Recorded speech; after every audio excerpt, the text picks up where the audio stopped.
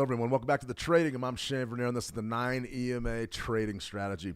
Today we're going to go over how to trade the 9 EMA. I'm going to show you how to add it to your charts. We're also going to talk a little bit about money management and where to put your stop losses and your profit targets.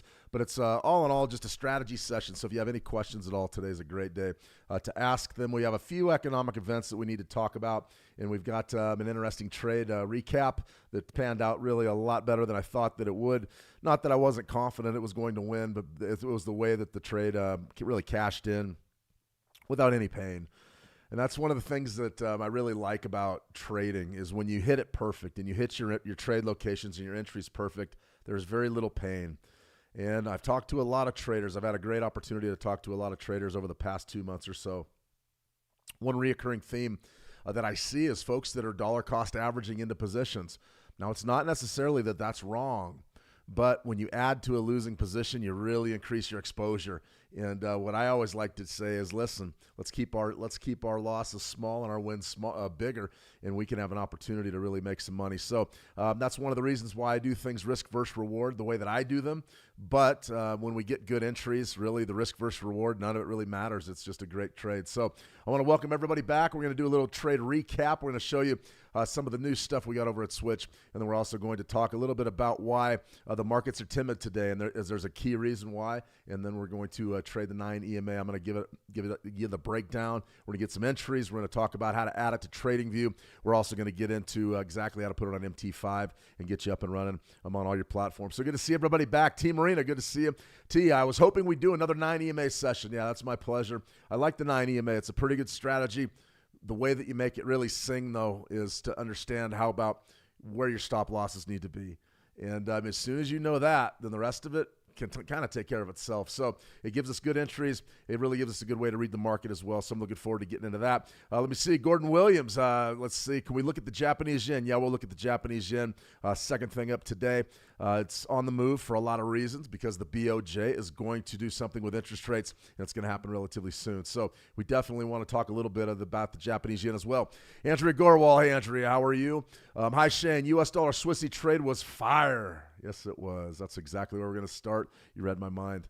But we're going to start out with a trade recap there. Looks like there are a few good trades left in 2025. Yeah, but we are running out of time.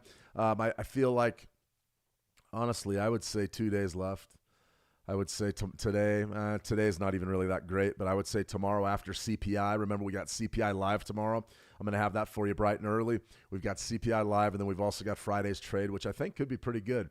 Next week, I'm not looking for much out of the markets, but that's not to say that they won't be there and they won't be ready to rock and roll. So we're definitely going to dive in and cover these things. Let's start off with a trade update here. Resistance in view for the U.S. dollar Swiss franc. This was a trade that we put out yesterday afternoon, a good trade idea.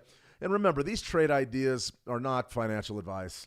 I am not telling you where to take a trade, where to get in, and where to get out. I'm just showing you a little bit of what I do, maybe some support and resistance levels that you probably ought to be aware of, and showing you a little bit of a page out of my playbook. That's all. That's all that is to it. I'm not going to sit here and be a signal provider, although we probably did pretty well this last year. I know we did last January. I remember that. I was keeping track of them, and we didn't lose a trade in January. That was pretty good. And really, it got a little bit choppy throughout the trading year with a lot of indecision out of the Trump administration, announcements and things. We have potentially another one tonight.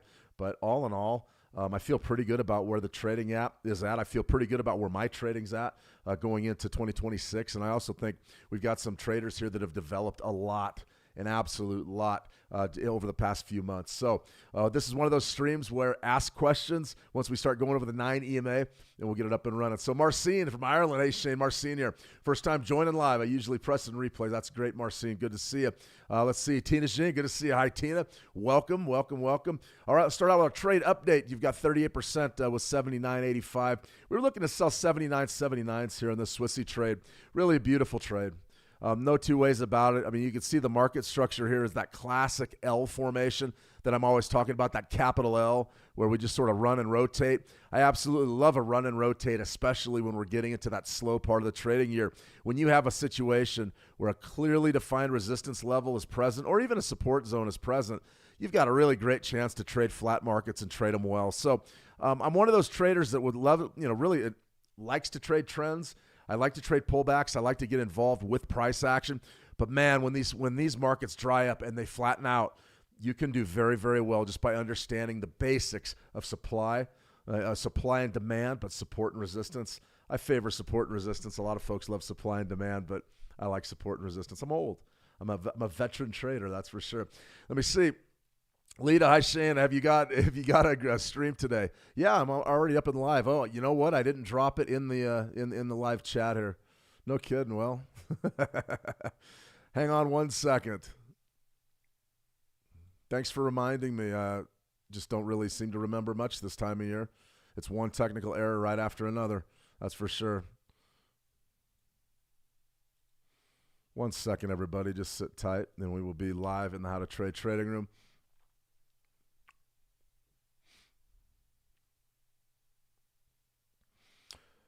All right, so there it is. There we are. We're live in the How to Trade trading room. Thank you for telling me that, Lita. I definitely blew getting that set up. We need a producer, that's for sure. Seems like we got to drop the code, the YouTube code, in a million different boxes to get it to run on all these platforms. So I do appreciate you letting me know. Andrew, I just recapped this sweet entry that we had on this dollar Swissy. But realistically, the big thing that I like to point out is boom, there it is.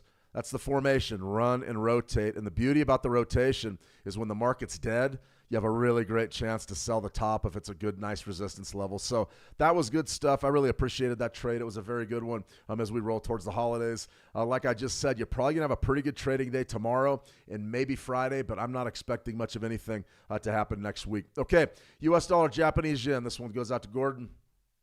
The biggest thing you got to remember about the yen this week is the BOJ is set to raise interest rates. Now, that is really difficult. That is really difficult, that's for sure. So we just need to understand exactly where the BOJ stands. They're going to tighten interest rates. That is contradictory and really a challenge for a lot of currency traders to wrap their heads around. Really hard. It's really hard to figure out what the BOJ tightening rates means when the rest of the world looks like they're going to be loosening rates throughout the 2026 calendar year. I don't know really what to make of it, but we do know this. Volatility is on the way. We've got a couple of things coming up during the overnight. You've got the BOE and you've got the ECB both getting into action. Beware, be ready for those. I'm going to put a trade idea out that's going to update you on the expectations from these events and CPI tomorrow, and that's going to go out later today in the How to Trade trading room. So you're definitely going to want to check that out. As far as the dollar yen goes, I mean, I still really like that 153.25 level. This zone right around 153 is an absolute banger. That would be my support zone and definitely one that I would like to look at if we get a chance to by the end of the year. Just not really sure we do. If the Bank of Japan comes out and they are aggressive and they're hawkish and they're saying, okay, we're going to raise rates and we're going to get after it, be ready for a test of 153.25. If it develops, it's going to be pretty good. It's going to be pretty good. So you definitely want to get involved there or at least consider it. If you're holding shorts, that's probably a pretty good target down there. If you're thinking about going long, you probably want to wait for price to get out of this equilibrium level and give us a chance to bid down there. Now, as far as the short-term price action goes, like on a daily chart, you'll see exactly what we have. We have a bit of a rally. We had some negative price action this week. That's after the BOJ really, going back even 5 sessions to the 10th of December when it became apparent that the BOJ was going to raise interest rates. That's sort of where all the strengthening came from. And now you've got the dollar sort of bouncing back a little bit with this pair up about 0.5%. If you wanted to be very aggressive, hyper aggressive, we could do something like this, which this is great market structure too on a 4-hour chart. You just have to be smart with your risk versus reward, your stop loss and your profit target. Something right down in there, 155.25-ish. Probably could be a pretty good bump, but I'd probably only be looking for about 10 pips, maybe 12 pips. Right now, your spread on the dollar yen's about 1.5 pips. That's not bad. So you could still scalp that and get a little bit of a positive bump and an opportunity there potentially to grab a long trade, maybe an intraday long trade this afternoon, maybe ahead of that Tokyo Open. Could be pretty good.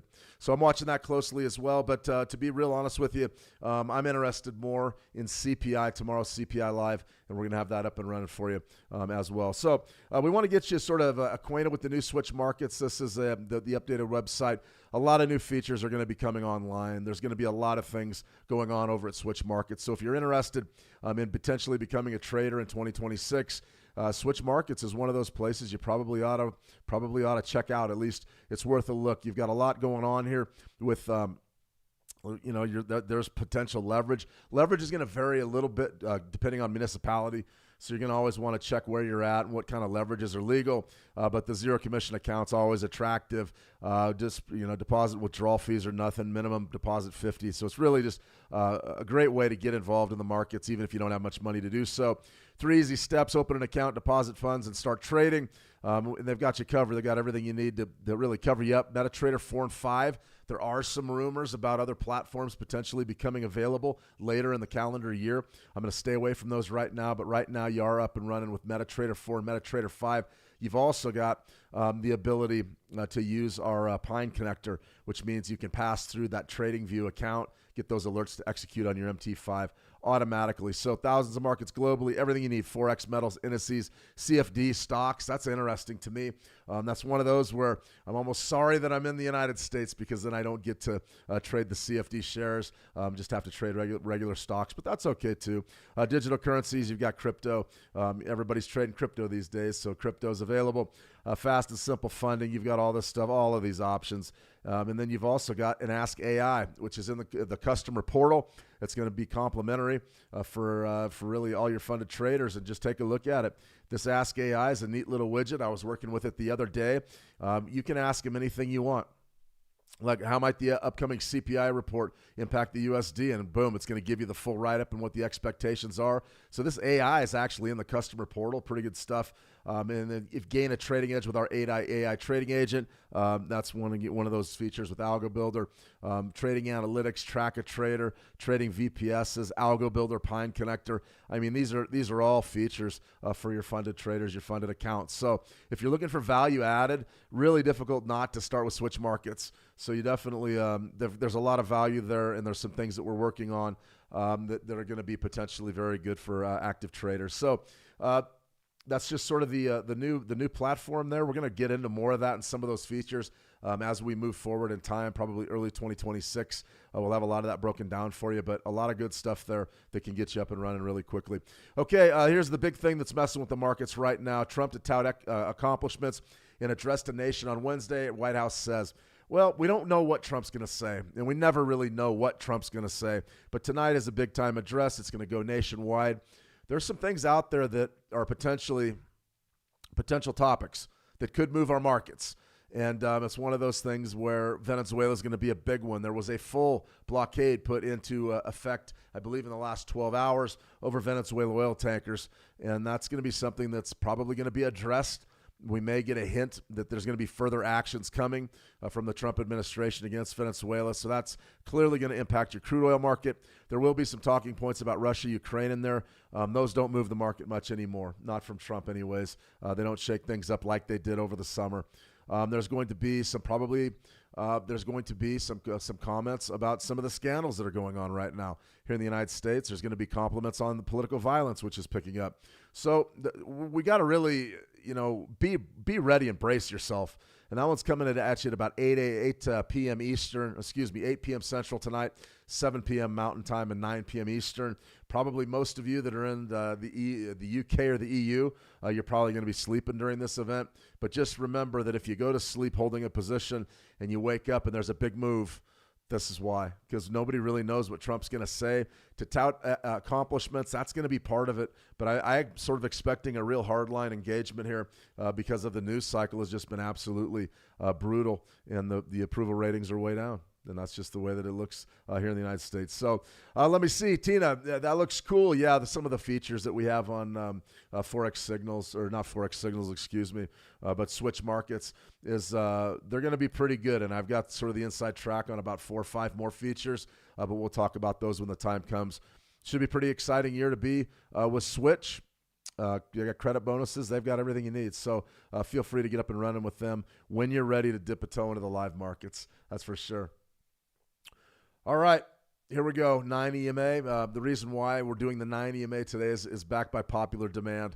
We're going to go ahead and I'm going to show you exactly how to get set up with this strategy, and then we're going to make a few live trades here and see if we can't put a few dollars in the hat, so to speak. I'm not going to stick to targets like we did for our tick scalping. I like to reserve that for my own strategies, but we are going to execute short-term positions using this 9 EMA. And right now I'm looking at the gold market, and it's a it looks to me like it's target rich potentially for a trade here in just a minute. So what are we going to cover in this workshop? We're going to talk about today's schedule, the 9 EMA. I'm going to show you how to set that up on TradingView. Then we're going to do some trade executions, and maybe if we have time, we'll do some Fibonacci entries. I doubt it, though. We very rarely have time here. So the 9 EMA is a relatively simple strategy. And remember, when we go on short time frames, it's a great complement with the relative strength index. So we want to make sure that we understand what the RSI is, and I'm going to go ahead and show you how to get set up and running on TradingView and MT5. So without further ado, here is the gold market. First thing we're going to do is click indicators, and then we're going to go down to moving average. Where is moving average at? It's right with the rest of them, and right there we are going to go exponential. Right there, moving average exponential. Why are we using an exponential? We're using an exponential because it weights the most recent price action, and it puts a little bit more emphasis on price action that's developing right now as opposed to price action that developed way back. 9 EMA, our periodicity is 9, so you just go right up here to settings, make sure we're dialed in. There's settings, the style. I always like red when I'm trading one. The source is the close. You're going to leave that dialed into the close, and the length is 9. Smoothing, don't worry about any smoothing. And also the time frame, we're just going to go ahead and put that as a chart overlay. That's it. The close, that means it's going to be based on the closing value of the price bar.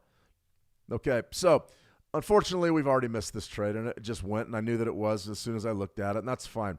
Let's go ahead and add the RSI, though, our confirming device. Now, the RSI is the relative strength index, and that was built in the early, I believe it was the late 70s, early 1980s by Wells Wilder Jr., who's a famous technician, came up with just a whole bunch of oscillators.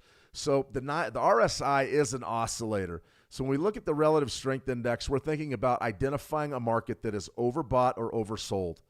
That's what we're looking to do here.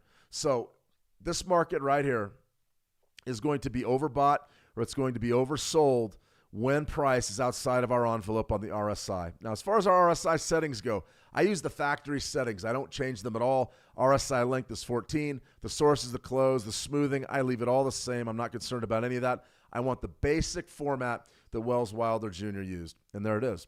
So this is what we call, it's not a chart overlay, it's in a separate bubble. So we've got our own panel for this RSI indicator, and it's really easy to read. That's why I use it for most of my confirming devices, especially with these moving average strategies. The first thing we want to do is understand that when the RSI is over 70, we look to sell the market. That means it's overbought and we want to sell. When the RSI is under 30, it means the market is oversold and we want to buy. That's it. So how do we get into the market? Well, it's very simple. When price breaks above the 9 EMA, you want to buy the market. When price breaks below the 9 EMA, you want to sell the market. So let's just sort of highlight a couple of trades that would have come across the board in the last several minutes. This is a gold market, 1-minute chart, very short time frame. This right here would have been a buy. This right here would have been a sell, and you would have got pretty good moves out of both of those. However, you would have probably had, a sell there that would have been a loser. You had a buy there. You had, a sell there, maybe a buy there. So when the market flattens out, especially like on a 1-minute chart, this stuff gets really difficult. The market gets flat, you get fooled a lot. Now, I've taken a lot of criticism for the 9 EMA, most of it on YouTube. A lot of people tune in, they watch the video, and they say there's no way that can ever work. And I'd say, yeah, it can work. But you have to be smart about what you're trying to get accomplished. That's one of the reasons why when we do this live, I introduce the RSI as confirmation. Now, I probably should make a video. I touch on RSI in the official video. Probably should make another video that shows you exactly what the RSI is and what the rationale is. But essentially, it's as simple as when the market gets in overbought territory, I'm looking for a sell signal out of my 9 EMA, which essentially is just a close beneath the 9 EMA. Now, when we get into oversold territory, I want to buy the market. Now, what does that mean? It means I want price to cross over the 9 EMA, and then I'm going to take my trade.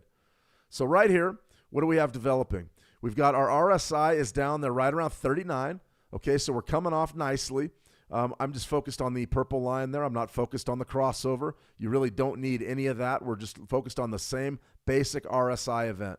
So right here, we're coming down. We're headed towards our 30. Now, if we get below 30, we're going to look for price to cross back over the 9 EMA, and then we're going to buy it. It's that simple. 1-minute chart, probably a pretty good trade setup if we can get it. If we can't get it, then we've got a little bit of a problem. So we're going to go ahead and let this one probably cook for another minute or two, and then we're going to get back to it. I think we have a chance potentially to get the buy. We just got to get a bit more of a sell here. We need this RSI reading to trade beneath 30 down here, and then we'll have a chance to get involved to the top side of this market. Maybe not be a bad trade. All right, in the meantime, let's head on over to your switch markets MT5 platform. And this is a good look at gold here on the 5-minute chart. In order to add your indicators here properly, you just go right here to indicators. You go to insert to indicators. Then you're going to go down to trend, and you're going to go to moving average. Give that a click. You're going to make sure the periodicity is 9 and your method is exponential. Apply to the close. And once again, you can choose whatever color that you like. I'm sort of partial to, I don't like deep pink, but let's go ahead with red. Let's go ahead with red and make this line a little bit bigger. I like it to be just a little bit thicker so we can see it easily. So that right there is your 9 EMA, all right? All right, there's your 9 EMA. Let's go ahead and insert our RSI indicator now. That's going to be considered an oscillator on MT5. So you're going to go right down to your relative strength index, give that a click, leave everything the same, apply to the close, the period's 14, and there you have it. I actually like the RSI indicator, the way that it looks a little bit better on MT5 than I do on my trading view. So let's go ahead and take this down to a 1-minute chart and see exactly where we're at. Well, we were almost at 30. You can see what's happening now. We've got a very, very active gold market in this instance. I mean, it is very active. Look at this volatility. More than likely, there's a news item out. That's what I see sort of developing right here. So if we want to make a trade here, this is the same market we were just looking at. It's gold, XAU, USD on a 1-minute chart. Our RSI did not quite go beneath 30. Did it on TradingView? Nope. It turned back up in here. So what can we really say about this market? It's not in overbought or oversold territory. We need to find another market maybe that we can make a trade on. So I'm interested in this gold market. We got to see more of a sell-off, though, before we get the rebound, and that'll get us in. That'll get us in there, and maybe we can make a few dollars. Okay, let's try to find something that's working. NASDAQ, E-mini NASDAQ futures, not quite 1-minute chart. We just aren't quite out of that RSI range. Remember, above 30, we're looking to sell below, above 70, we're looking to sell. Below 30, we want to buy. So we've got nothing here. We've got nothing just yet.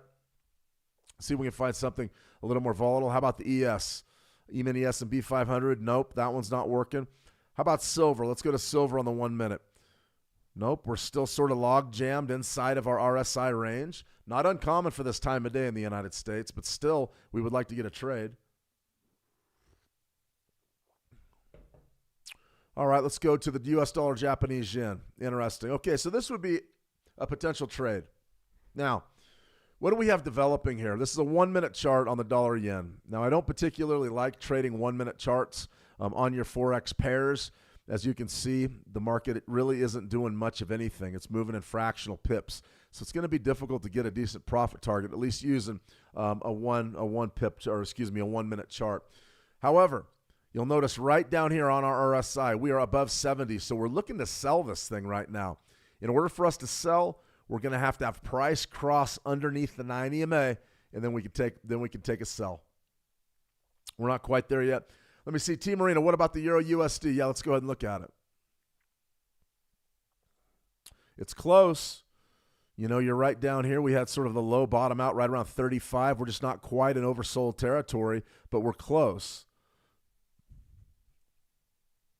There's sort of your bounce right here. You know, I mean, we could take it without the RSI. I would prefer to take it with the RSI. That's for sure. Let's go back to our Japanese yen and see what's happening here. Yeah, we're a ways off of getting a trade idea, or at least a trade setup here. We need to get a correction. Right now, our EMA is down there right around 155.57. We're trading 155.60. So we're going to have to see something a little more robust than that. Let's look at gold. Gold's still right around 50 on that RSI. That is just... You don't do that, and take a good look why you don't do that. There was your crossover right there. Okay, so if we're not using any sort of confirmation like our RSI, we're in big trouble. Why are we in big trouble? Because we're right there on the 50. That means that we aren't overbought or oversold. We're neutral. Think about it as two football teams at the 50-yard line. We can't really move the other team towards the goal, so we've got to get some disequilibrium in pricing, and we're starting to get it here. I would really like to take this gold trade as an illustration.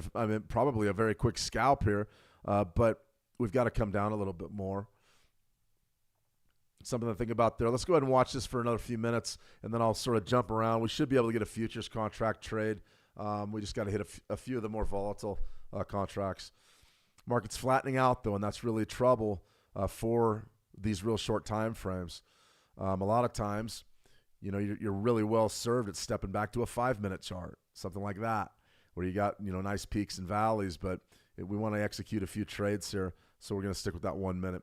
All right, let me see. T Marina, Euro USD is a no-go. Yeah, for right now, we're probably going to have to wait a little bit. Marcin, Shane, what time frame would you recommend for this strategy? The 5, the 15, the 30, or 60-minute charts? You could get away with it using confirmation on a 1-minute chart. You're just going to end up taking a lot of trades, and it's going to really tire you out. I love the way that the 5-minute chart looks, but I would also, with a 5-minute, I probably would be working with the RSI as well. I really would, because you don't really know, what's going to happen when you get on these intraday time frames. You also have to be aware of the news. It looks like we had some news out right around the U.S. Open this morning for gold. So the 5-minute, I think, is a viable candidate. The 30-minute, like if I was going to be looking at, say, a Great Britain pound USD, all right, and that's a 5-minute trade. Maybe we have one setting up there. 30-minute chart would definitely be something I would look at, and you can see you had a great trade here.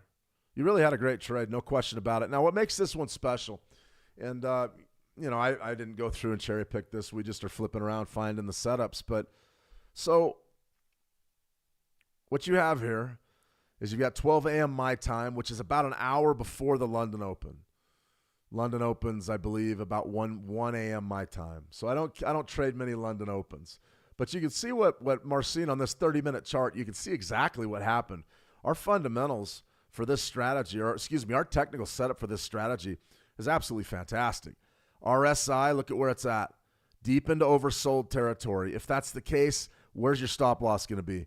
Right beneath that trough. You want it right down here. You don't want it right on it. You want to shade it a few pips. And this is a really rock solid area. Boom, you're in deep into oversold, so we want to buy. So we want to buy. Where's your buy at? Right there. You want the first bar close up over the 9 EMA. Okay?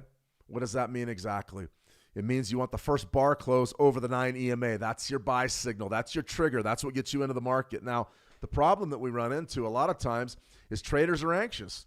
And they say, okay, I've got my stop loss location. We're in oversold territory. And they'll go on that. In this instance, it worked. You want it to be clear. Now, I'm not saying wait for a huge green bar to buy, but you definitely want to buy when it's definitively over the 9 EMA, not right on it. In my view, that's right on it. I don't want it. I would wait another 30 minutes just to wait and see what happened. Now, right there, pretty beautiful. You got the chance to go in right on that bar close, and look what you have. Fantastic rally. You went from 133.44 up to 133.82-ish right now. That's fantastic. So, that's a great example of a time frame I would be leaning on. Now, why did this trade work?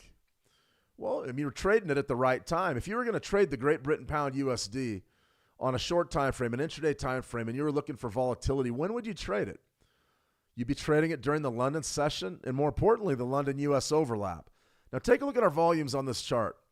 Now, these volumes are tick volumes. These are not absolute volumes. These are tick volumes. And what a tick volume is a tick when price moves, a pip, boom.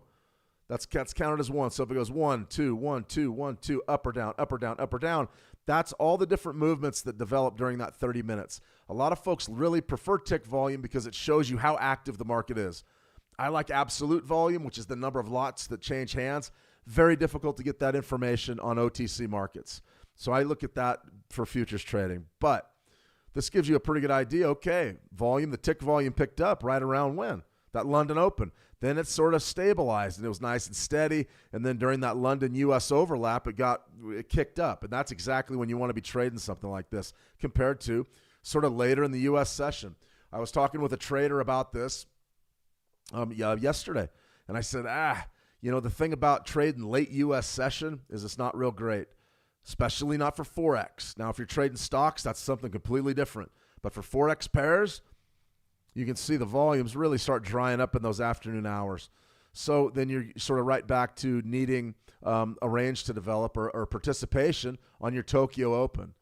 So you can see that right in here, and this is sort of the norm, is in the afternoon where I live. You start looking at these charts around 1 o'clock in the afternoon or 2 o'clock. There just isn't anything there, and the actual trading is not very good. So when I look at that, I say, okay, but this right in here, that's premium. That's premium trading. Good tick volume, lots of action, and I mean there's your breakout. So we had to reverse engineer a trade and go find one, but that's a pretty good look at what we're trying to get accomplished. Oversold territory, we set our stop loss. By far the most important part of this strategy. By far the most important is setting rock solid stop losses, and then we're just patient for our entry, and then we get it. Pretty good stuff. 133.07, if we were buying 133.44s, I would want at least a 1-to-1. That's me, but with one of these strategies, a 9 EMA strategy, you can start looking for 1-to-2s and 1-to-3s because you're looking to get in on big moves. So I like 1-to-1s. That's my personality, but if you want to try to stretch it out to a 1-to-2, a 1-to-3, do some back testing first and find out which one's going to work best for you in your market. That's for sure. TM, let me see. And we want to wait until the bar close always, right? Absolutely. A lot of these, and I mean a lot of these, will just break above it, and then they'll come right back down to that 9 EMA. You don't want a part of that. Your confirmation bar is the one that breaks above the 9 EMA. All right, let's see if we can actually find one of these to trade live for you instead of just historical examples. It doesn't look like we're going to get any love at all out of gold. Nope, it's flattening way out. That's why the RSI is so powerful, guys. When you're trading right around 50, you know that you have a non-committal market that has not broken high or low. It's just sort of stagnant sitting there. All right, well, let's get into some short time frames and just see if we can trade some real volatile futures to get something cooking here and show you exactly how to make a trade. We've got some negative action on the board. You can see we got the wrong way on silver for what contest is that? The Leap Christmas USD. I didn't even really care. I just threw some positions down. I shorted metals, saying, well, if they sell off, we'll win. But there wasn't any money at stake. Let's see right here. This is the account we want. All right. So 1 minute chart, E-mini NASDAQ futures. It's not great right now. We're looking for a move. Let's take this down to a 30-minute chart. Let's take this down to a 15-second chart. You'll notice that the volumes are sort of drying up. That's because this is a December contract. May not even be the front month contract anymore. Let's have a look.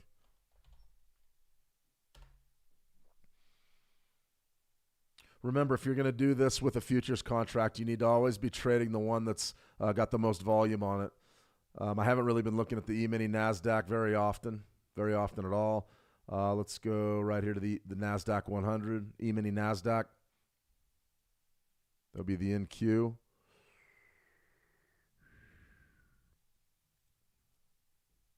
And what we're looking at here for an exchange-based contract is volume. So what do we have? Yeah, we've already rolled over to March. So we go to quotes, volume. We're always trading the contract with the most volume. So 529,000 is a lot for today. So let's go to that NQH6 contract, and that should get us lined up with the proper contract. NQH6. Now we'll go to NQ. And this is a futures contract. That's a continuation. I want the contract specific.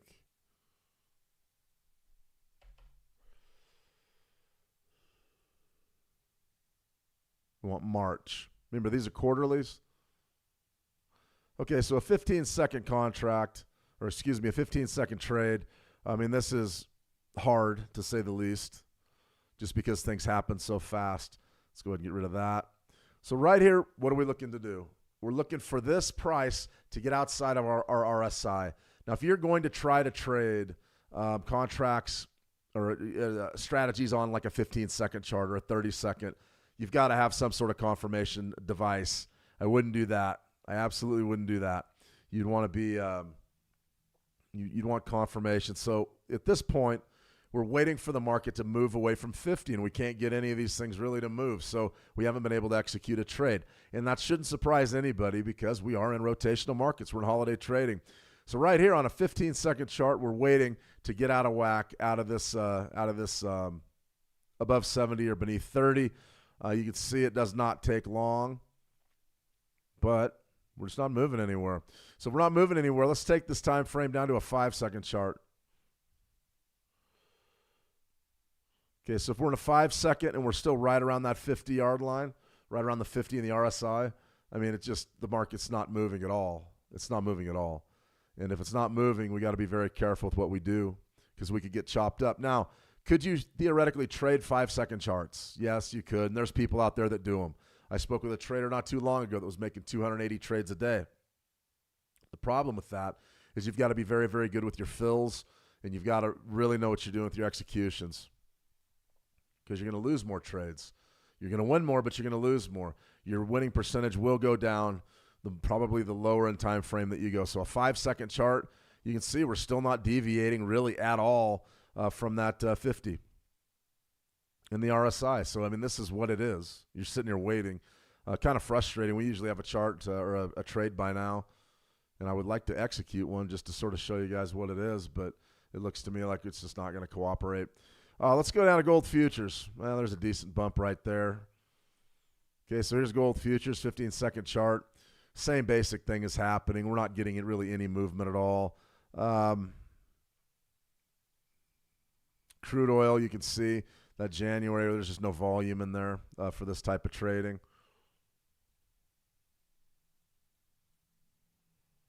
YM.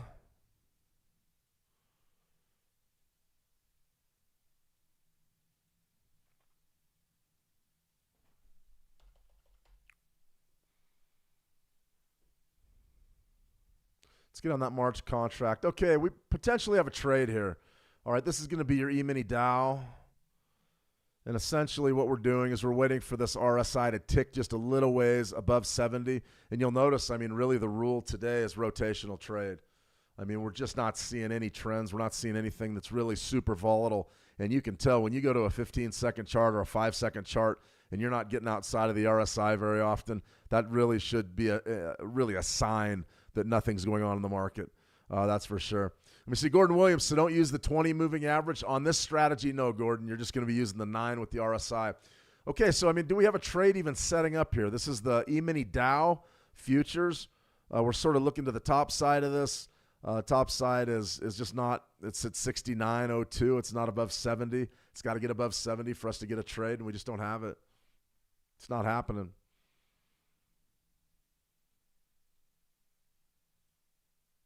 Let's go to a 5-second chart.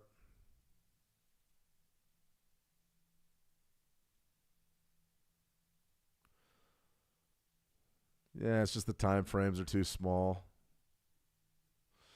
Well, that's sort of where we're at. We just didn't quite get the trade in. The sell would have been right here, and your stop loss would have been up here, but we didn't get it qualified outside of the RSI. It's just not happening.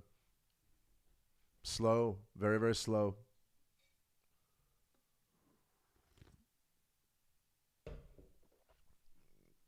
See if we can find something to trade, huh?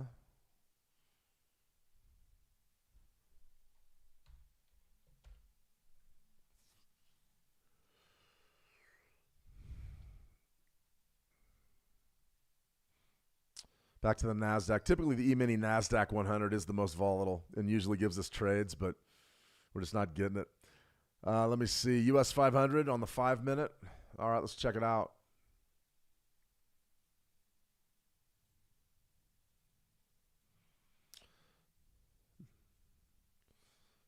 I mean, we could have had a trade back here potentially, right in here. Maybe right there, but probably right here.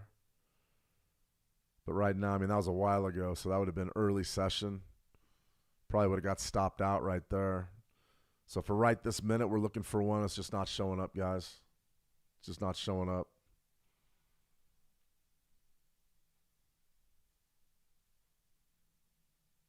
Can't even get one out of natural gas.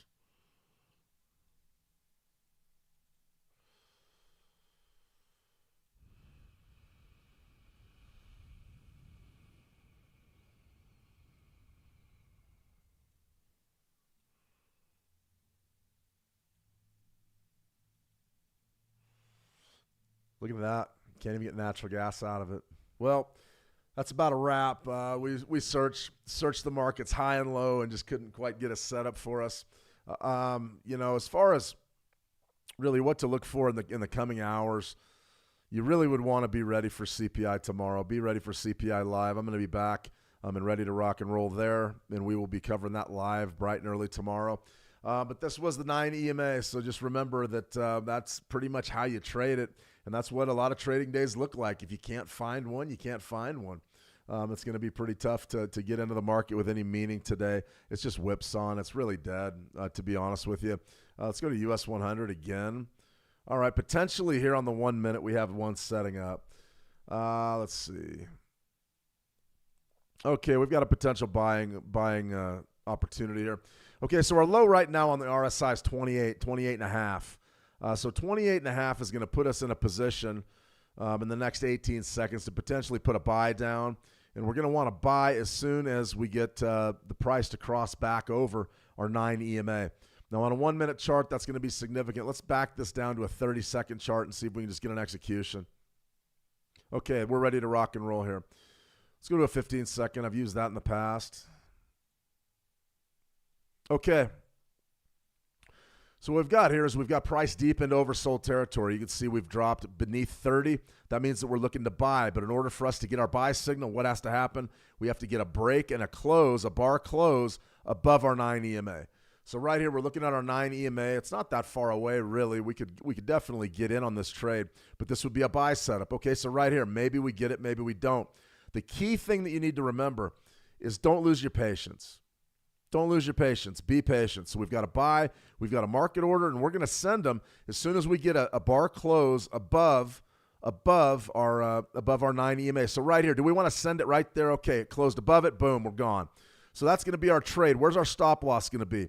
Our stop loss is going to be right there, right down beneath that swing low, a few ticks. And then we're going to go ahead and put a take profit up here that's at least a 1-to-1. I'm going to put it on at a 1-to-1 and see if we can't get paid off a little bit right there. Okay, so that's our trade. How can we justify making this trade?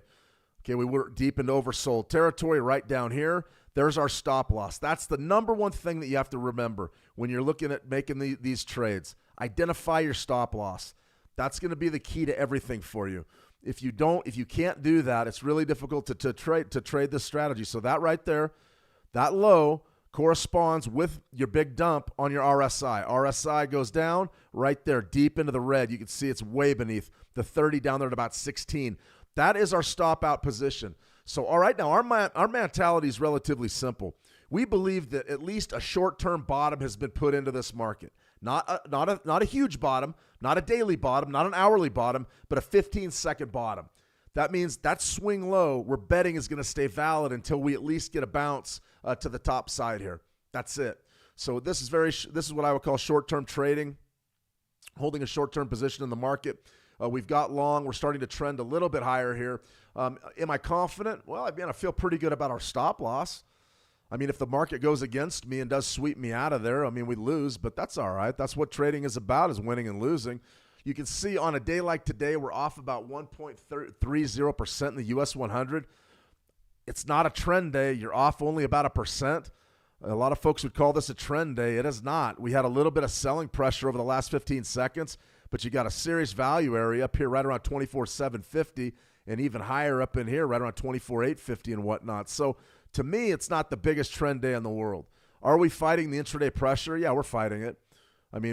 You're off 1%. So right here, the market took a bump. We got a little bit of a profit, and now it's rotating against us.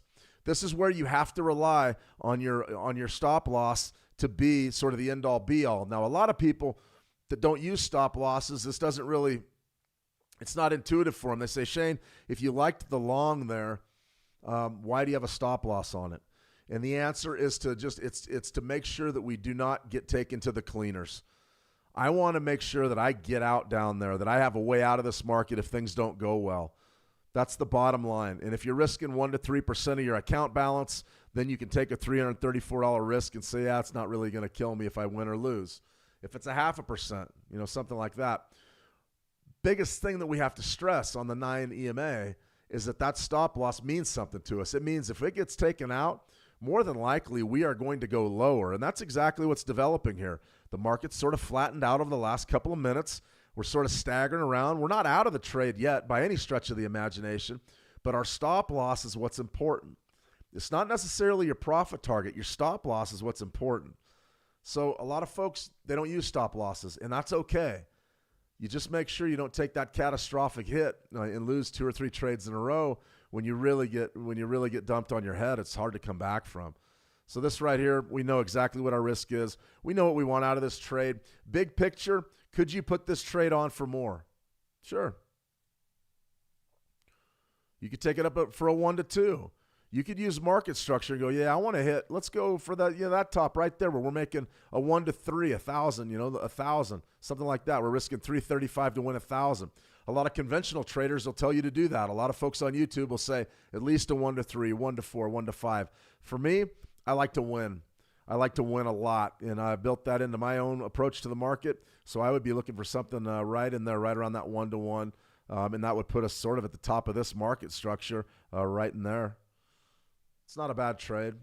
It may win, it may lose. It's not a bad setup. You're not going to go broke making that trade. If you lose 334. I mean, it's not the end of the world. It's not like you lose $5,000. And it looks like we're going to lose, right? Of course, we are trading a 15-second chart. So, the longer the time frames, the better off you are, in my view. But sometimes you want to get in and scalp on short time frames. This is one way to do it. 15 seconds, though. We'll see how this one pans out. Let me see. Hurst Horns. Hello, Shane. Good to see you. Hope you have a Merry Christmas. 'Tis the season. Yeah, we're sort of gearing up for the holidays here. Got a lot of chores to do. I have to get down to the store, finish the shopping, put the trees up and everything. So we should be in pretty good shape. The travel is going to be an issue because the weather's getting bad here. I'm surprised the power stayed on. It's been on and off all day long. High winds and driving rain. Let me see. Marcin. Shane, how much percent would you risk on each trade when trading short-term like here? Would you open more than one trade? Yeah, I mean, that's sort of what you would be looking to do, Marcin. You'd need to take a lot of trades. So if we're trading a 15-second chart, something like this, and I was looking at 3 or 4 markets, we're going to take 50 trades a day. I mean, we really are. We're going to take 25 to 50 trades a day, no question. So if that's the case, how much do you think how much can we really stand risking? 1%, 0.5%, something like that? More than likely, that's probably what I would be doing. And, 0.5% on $100,000 accounts, what, $500? It's not much. You could afford to lose a few in a row. Just remember when you're trading a 15-second chart, I mean, you're in this thing to make trades. You're going to have to make a lot of trades to win. Right here, it looks like we're going to get knocked out. We're down about, $200 on the trade. Market's going against us. It looks like we're going to get knocked out down there beneath that swing low. I'm not real pleased with it, but it is what it is. You get used to it because you make a lot of these trades. So I'd be looking at 0.5%, maybe 1%. You could definitely do that. Based on a 1-to-1, that's what I would be doing, Marcin. And as far as the exact amount of money that you're risking, that's a function of your risk capital. So that's like if you have, if you have 100,000 available or 5,000 or 10,000 or whatever, those 1%, those 0.5% are sort of a function of that risk capital, not really a function of the risk versus reward. See, now right here, we saw something really interesting. We saw our stop loss was placed in a pretty darn good area. It kept us alive, whereas this area right here sort of just swept, made a run at that swing low, and then you immediately bounce up. You see that more times than you can count. So, this trade still is not in good shape, but you can see that there's a chance that maybe we weathered the worst of the storm. It's possible.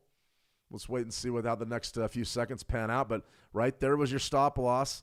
If you put your stop right at your swing low there, what do you think happened? You just got nailed. And that's why I always say, hey, put that thing down there a little bit. Put it down a pip or two. Give yourself a chance to win. And you can do that. You just got to build it into your profit target. Make sure you're paid for that added risk. Still stagnation. We would have to get some help here. But you're not out of it yet. Not yet.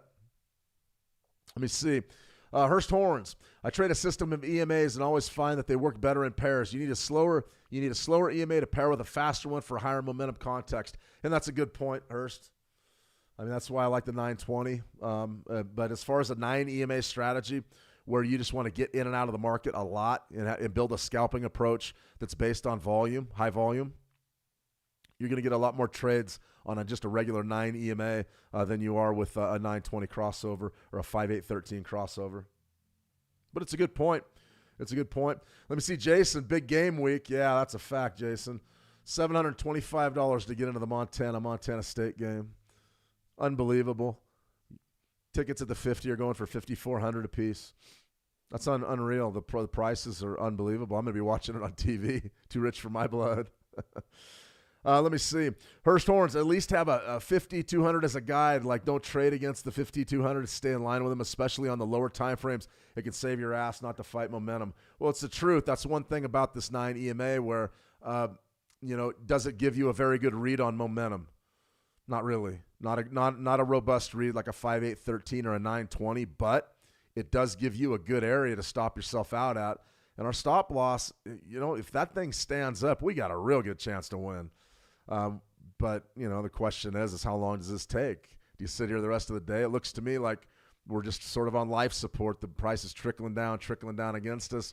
Life's getting a little bit worse for the US 100, and we're going to go right down to about negative 1.5%, and then bounce back probably. Yeah, we'll see how it goes. Let me see. Hurst, it can be used for mean reversion as well to catch a bounce back to them when extended. But a safe bet is not to fight the flow. There are advanced and basic ways to use them. Yeah, we're going to get knocked out right here, and that's just sort of life. If you're trading short 15-second time frames, you're going to win a lot and you're going to lose a lot. Would have liked to have won this trade just because I hate losing, especially on live streams. But boom, there's the loss. So what's the key thing to the story right there? Right there was your stop loss. I expect things to get a lot worse from here. Will they? Maybe, maybe not. Maybe it'll bounce right back. You bounce back right there. Very, very choppy, though. Maybe not the right time at all to trade this strategy. Could be. Let me see. Hurst Horns, I love EMAs. Just trade a system of the fractal EMAs and macro zones. It's amazing. I'm a big fan of EMAs, especially the 13-period EMA. In any case, that was the structure and the way that you trade the 9 EMA strategy with RSI confirmation. As you can see, there's a time and a place for everything. A couple of tips that I would give. The 30-minute chart, the 30-minute trade we looked at with the Great Britain pound USD earlier in the stream, that was a textbook example of having great timing and a great setup. You had a chance to buy the Great Britain pound US dollar going into the London session, and you had a great stop loss. Now, the trade that we executed here was designed to sort of show us the functionality of it. Didn't work very well at all. We ended up fighting a little bit of intraday pressure, and now the US 100 is just rotating around. It's just not good trading, and now you're getting the big bounce back, which is frustrating, but you've got to cut the trade off somehow. So right there's your stop loss. Profit target would have been, somewhere right up in here? Right there was your entry, right? There was your entry. So your profit target would have been up in here. So even if, it would have been right here. So even if you would have weathered the storm on that last trip down, you've still got a lot of work to do to make the money on this trade. That's why I just say cut it off and move on to the next one. 15-second chart, you should be making 25 trades to 50 trades a day, especially if you're looking at 4 or 5 assets. And it can be done. You just got to design your charts a little different, but it can be done. All right, everybody, I'm going to go ahead and sign off. We went a little bit long. That example took forever, but that's how you do it. So if you guys have any questions at all, be sure to reach out to me on the private chat over at How to Trade. We're sort of in the home stretch of our broadcasts for this year. I'm going to go live one more time this year, and we'll be back on January 2nd. Tomorrow, CPI Live. It's an early morning live stream. Have a lot of fun with that. We may pull this 9 EMA out again and trade it. The big thing we got to remember, though, during the overnight tonight, the BOE is going to be involved. The European Central Bank is going to be involved, and U.S. CPI is going to come online about an hour before the U.S. Open tomorrow. So you're going to want to be on your toes for these Forex pairs.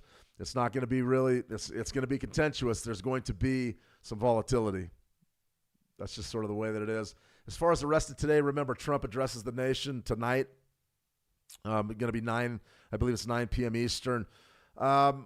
He could say any number of things, and a lot of them could really move the markets. And if they, so remember that if you're in the EU, if you're in the UK, if you're in a different time zone here than the United States, if you're in the Middle East, if you're in Asia, remember, or if you're in Australia, remember, if you take a position and just sort of walk away from it, it could be very different when you wake up tomorrow, just because Trump has the ability to move markets and frequently does. All right, everybody, I'm going to go ahead and sign off. Let me see. I found the trail back yesterday. It's darn wild over there. Yeah, it sure is, Wizard. Thanks for coming in. Thanks for popping in. So we've got one more. We've got one more live stream for this calendar year. We've done a lot of them this year.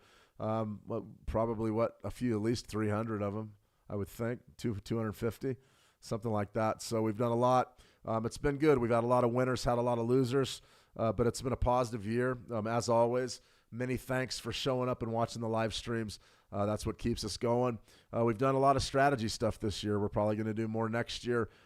As far as what it takes to be a trader, stick-to-itiveness, dedication, discipline, all of that, all those things are what it takes. So definitely stick to it. If you have any questions, we'll be here. Just be sure to reach out, and I will get back to you in short order. Probably going to be a new look for 2026 on our live streams and some different things that we're planning. Might just do an all news live stream, and then some live trading streams. Sort of lobbying to trade the real money, but I don't think that that's going to happen. I think that's going to be a regulatory no-no that I'm not going to be able to do. We did it earlier in the year, and I had a lot of fun doing it just because it's fun, but supposedly that's something that doesn't go over real well in a lot of circles. So it can be construed as financial advice, and we don't give financial advice. All right, everybody, I'm going to go ahead and sign off. One last look at this trade, and this thing is going to trickle and break down to the downside. I almost guarantee it. It's just, you could see the compression around that stop loss. Once we didn't win right here, we knew that there was a bit of trouble. There was the comeback. There was the first rejection. A lot of times when you reject that stop loss the first time, you get a big bullish run. Didn't happen. This thing's getting compressed around the lows. Typically, that means you're going lower. You're going a lot lower. All right, Tina, Merry Christmas. Thank you very much. You guys have a fantastic holiday. If we don't see you tomorrow, we're going to be back for the CPI Live. We'll have probably the last biggest news event of the year, so you're going to want to check that out. And then after that, I'll have the schedule up, and I believe the next live stream is going to be January 2nd, so we will end up seeing you in 2026. All right, everybody, have a fantastic trading day. Remember, Trump speaks tonight, so be careful, and then we'll be back for CPI Live tomorrow, bright and early. Trade the action well, and we'll talk soon. See ya.